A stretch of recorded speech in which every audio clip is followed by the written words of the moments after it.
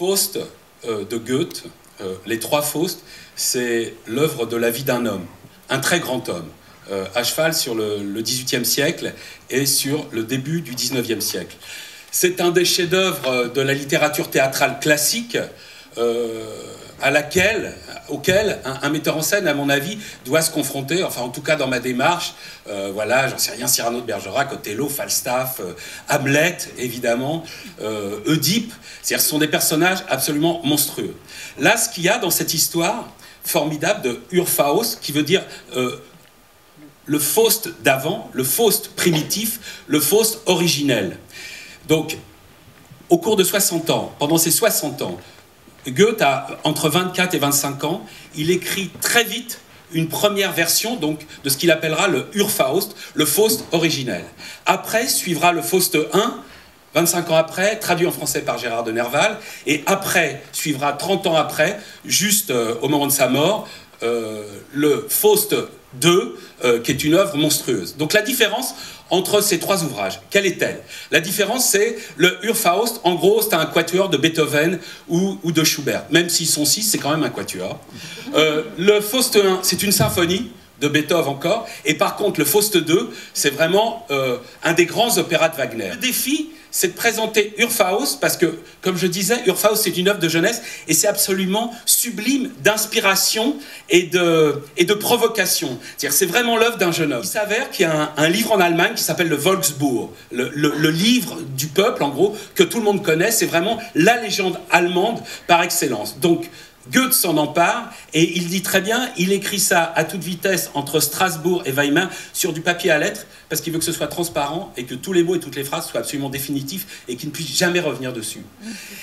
Et puis, 3 ans après, il va à la cour de Weimar, il lit tous les soirs cet ouvrage-là, par fragments ou par totalité pendant plusieurs mois, et puis le manuscrit disparaît. Il s'avère qu'il y a une femme, folle amoureuse de ce gars-là, de Goethe, qui, tous les soirs, copie en loose dé, comme ça, et en direct, ce Urfaust. Et on va retrouver, comme le disait Dominique, 100 ans après, cette version de Faust, qui est donc la plus lointaine, mais en même temps, qui est la plus proche dans sa trouvaille, mais qui est la plus lointaine.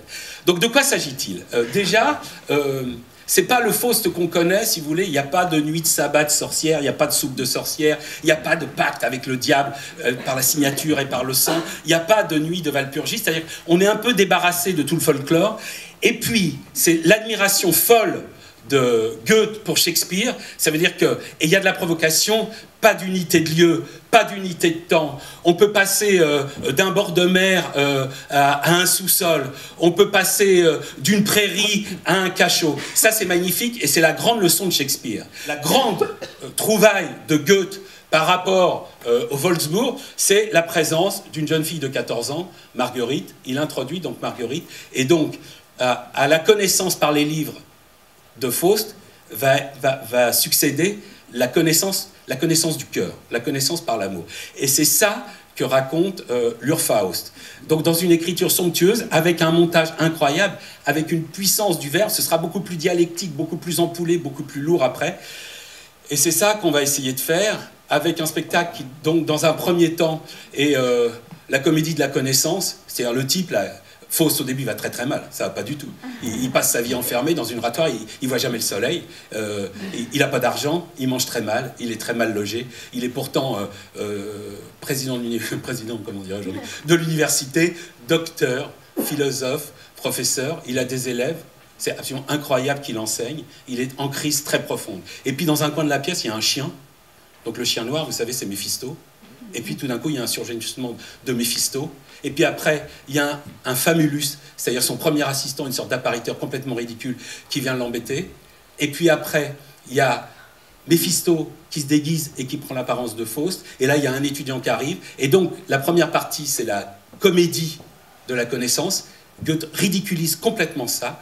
Et puis, par contre, la deuxième partie, c'est à partir de la séquence 4 et jusqu'à la fin, l'arrivée de ce personnage incroyable, cette gamine de 14 ans, est découverte du cœur et découverte de l'amour. Et je vous rassure, il y a des moments où ça se passe très bien, et puis évidemment, ça va se finir très mal. Voilà.